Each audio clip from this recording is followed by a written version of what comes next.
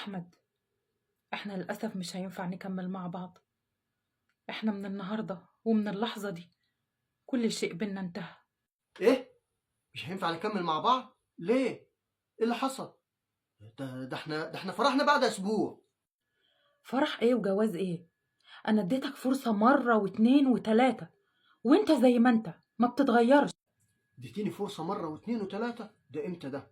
ماشي يا حبيبتي، اعتبريني ان انا زعلتك ومش واخد بالي. حقك عليا. بعد كل اللي حاصل ده يا أستاذ وتقولي مش واخد بالي؟ مش واخد بالك من إيه؟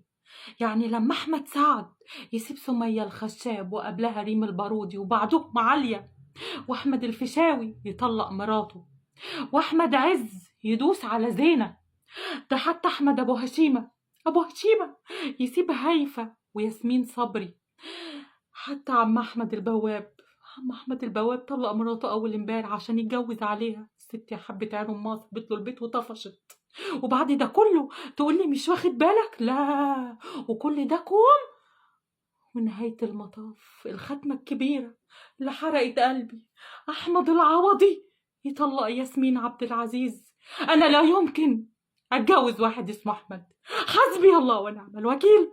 ايه ماسورة احمد اللي ضربت في وشي دي؟ وانا ماله؟ وانا ذنبي ايه عشان اسم احمد يعني؟ على فكرة دي مش غلطتي، دي غلطة ابويا وامي، ومع ذلك يا حبيبتي من بكرة الصبح هغير اسمي. الموضوع مش سهل زي ما أنت فاهم يا أستاذ. الأستاذة خبيرة الأبراج عبير يا حلولي قالت إن الاسم بيحمل صفات صاحبه، يعني مهما غيرت في اسمك هتفضل من جواك خاين لأنك بتحمل صفات أحمد. استاذة مين يا اختي؟ عبير يا حلولك؟ طب والنبي اسأل لنا حلولك دي ايه العمل دلوقتي؟ ايه الحل؟ نعمل ايه؟ الحل الوحيد يا أستاذ هو إن أحمد العوضي يرجع ياسمين عبد العزيز، ومن هنا لحد ما ده يحصل ما أشوفش رقمك على تليفوني تاني. وأحب أختم معاك المكالمة وأختم حياتنا كلها بالمثل اللي بيقول، قال على رأي المثل: اتنين مالهمش أمان، أي واحد اسمه أحمد والحبهان.